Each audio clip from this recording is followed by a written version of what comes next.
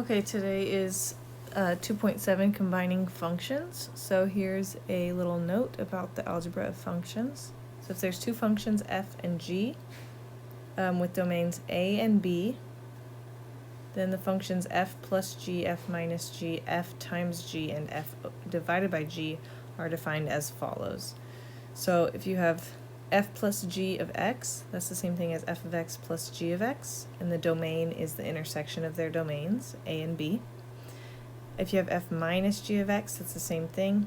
It's subtracting one function minus the other, and their domain is the intersection of the two domains.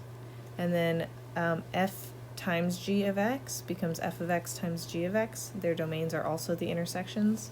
So the only one that's different is the last one. F divided by g of x is f of x over g of x, and the domain is the intersection of the two domains, but g of x cannot equal 0 in addition because it's on the bottom of the fraction. So let's go ahead and jump to an example. These will make much more sense when we do an actual example. So let f of x equal 1 over x minus 2 and g of x equal the square root of x. Find the functions f plus g, f minus g, f times g, and f divided by g and their domains. Okay, so we'll start with that. So we'll start with A. So first the domain of f, if we look at f1 over x minus 2, is any value of x unless x can't be 2, right? Okay, and then the domain of g is any value of x, but the only thing that x cannot be is, or x has to be greater than or equal to 0, right? Because you can't have a negative under the square root. So we just like combine that into one domain when we do these combinations. So f plus g of x, that's our first thing.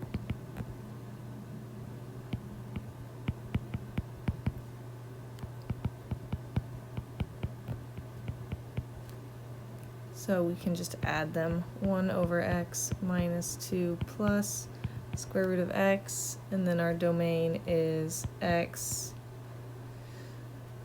when x is greater than or equal to 0 and x cannot equal 2. Okay, and then we just write out something very similar for each other one. So when we subtract them, you're just doing 1 over x minus 2 minus the square root of x. Same domain.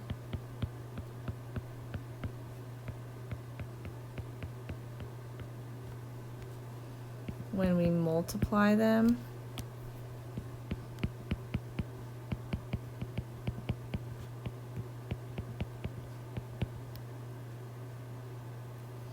you just multiply the two together. Same domain.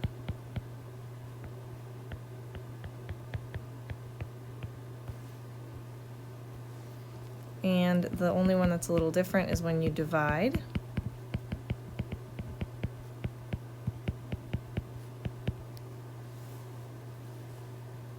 Which is 1 over x minus 2. And then times 1 over the square root of x. And the domain looks a little different here. In this case, it's the same except instead of x is greater than or equal to 0, remember it can't equal, this g of x down here can't equal 0, so it needs to just be greater than 0. And also x cannot equal 2.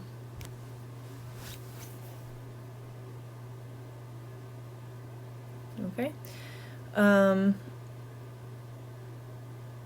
Then part B says find f plus g of 4, f minus g of 4, f times g of 4, and f divided by g of 4. So in this case, we just plug in 4 for all those answers. So f plus g of 4. We're going to go up to this one. Up here, we're just going to do 1 over 4 minus 2 plus square root of 4. You get 5 over 2.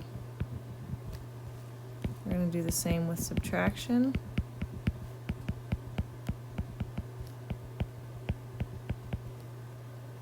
We get negative 3 over 2.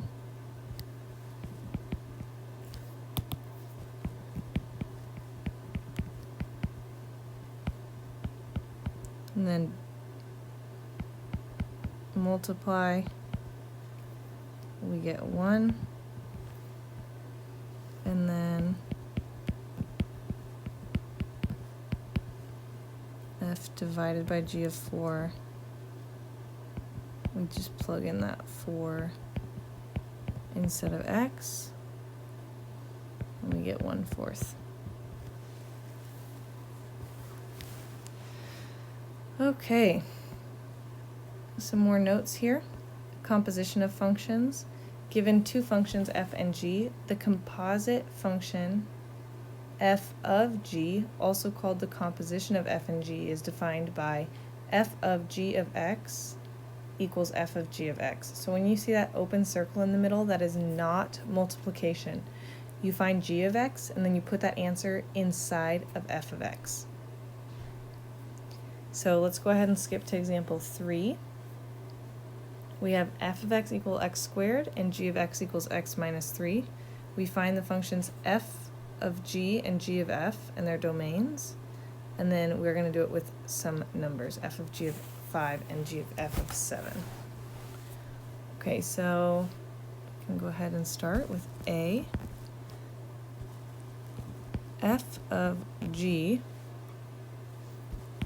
of x is the same thing as f and then of g of x inside of it. So that is f of, and then g of x is x minus 3. So we basically plug in x minus 3 into x squared. So that's going to be x minus 3 squared.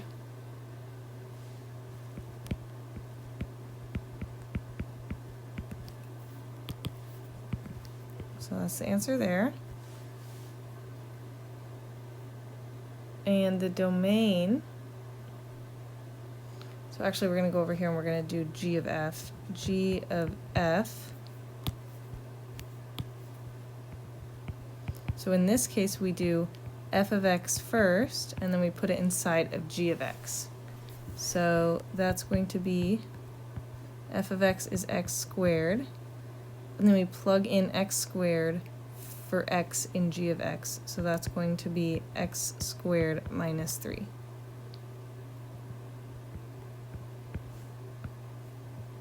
So that's the answer there. In both cases, the domains are real numbers, and there's no restrictions. Okay, B, find f of g of 5 and f of g of 7, or sorry, g of f of 7. So f of g of 5 is f of g of 5, like this. So we have to find g of 5 first. So when we plug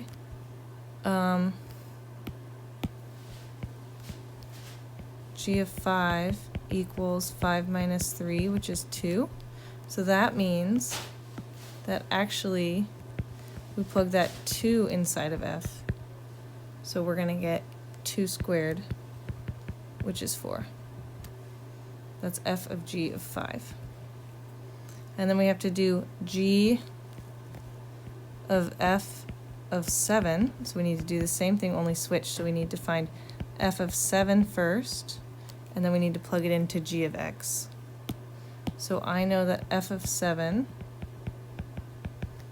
is 7 squared, which is 49. So then we need to plug that into the g function, which is 49 minus 3. which is 46.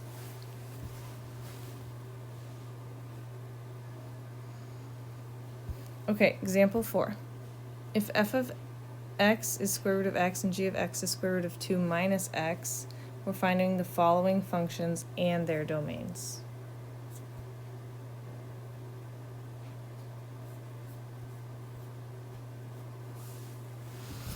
So go ahead and start with A. F of g.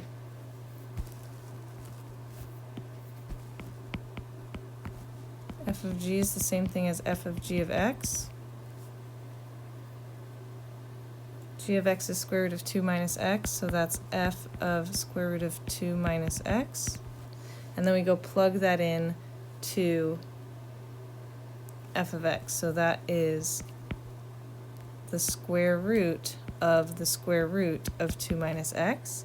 If you take the square root of something, that is the fourth root of 2 minus x.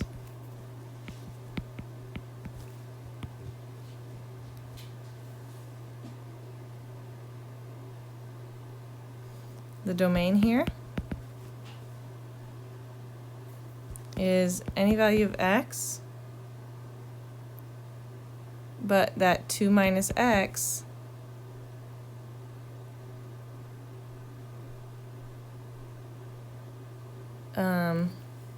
let me do that on the side here. 2 minus x under the square root has to be greater than or equal to 0. So that means that x has to be less than or equal to 2. So we're going to write that in here. So x has to be less than or equal to 2. So that means in interval notation, we're going from negative infinity to 2, including brackets, okay? All right, let's do B, g of f of x. So that's g of f of x. So that's g of square root of x. So that means we plug in the square root of x in place of x in the g function. So that's going to be square root of 2 minus square root of x.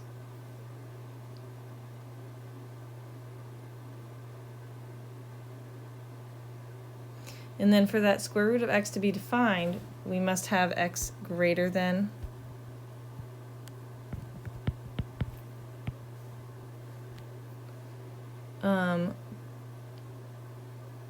let's see. So for the square root of x to be defined, we must have x is greater than or equal to 0. But for this to be defined, for this square root of 2 minus square root of x to be defined, we must also have that 2 minus square root of x has to be greater than or equal to 0, because that's inside of another square root. So that's square root of x is less than or equal to 2, or x is less than or equal to 4. Okay, so our domain has to be greater than or equal to 0 or less than or equal to 4. So it's going to be like this.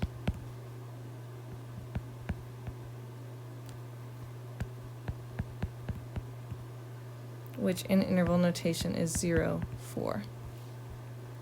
Okay? All right, we're going to go do f of f, which is f of x plugged inside of function f. So that's square root of x plugged inside of f, which is square root of the square root of x, which is x to the fourth, or the fourth root of x.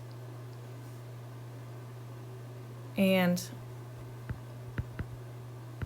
this is any value except x has to be greater than or equal to 0.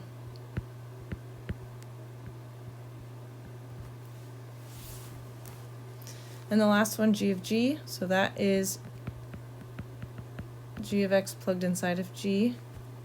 So that's g of square root of 2 minus x. So we plug that in for x, so that's going to be square root of 2 minus square root of 2 minus x. And you can leave it like that. Okay, this expression is defined when the first thing under the square root is greater than or equal to 0, and so that's going to be x has to be less than or equal to 2, but also 2 minus square root of 2 minus x has to be greater than or equal to 0.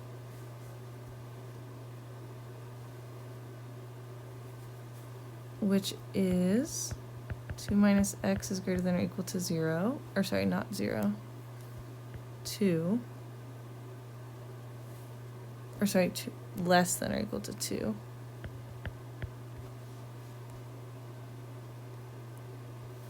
So that means 2 minus x is less than or equal to 4, which means x is greater than or equal to negative 2. Okay, so that was a lot of work, but x has to be between negative 2 and 2. So that's negative 2 to 2. That's our domain. All right. And the last example for today, a composition of 3 functions. Find f of g of h if each of the functions are given there. F is x over x plus 1, g is x to the 10th, and h is x plus 3. Okay, so f of g of h is the same thing as f of g of h of x. Okay, so we need to find h of x first, plug it into g of x, plug that into f of x, okay? So let's go ahead and I'm going to break this down into 2 parts. I'm just going to do this first, and then we're going to go plug that back into f. So g of h of x is going to be g of x plus 3, because that's h of x. And so we go plug that into the g equation. So that is x plus 3 to the 10th. Okay, now we can go back to the full equation up here, and that's going to be f of g of h of x is the same thing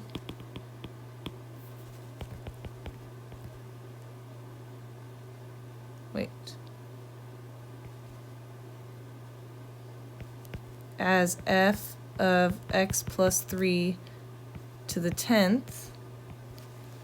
So that means we need to plug in x plus 3 to the 10th into the f equation. So that's just x plus 3 to the 10th on the top. And then on the bottom is x plus 3 to the 10th plus 1. And that's it.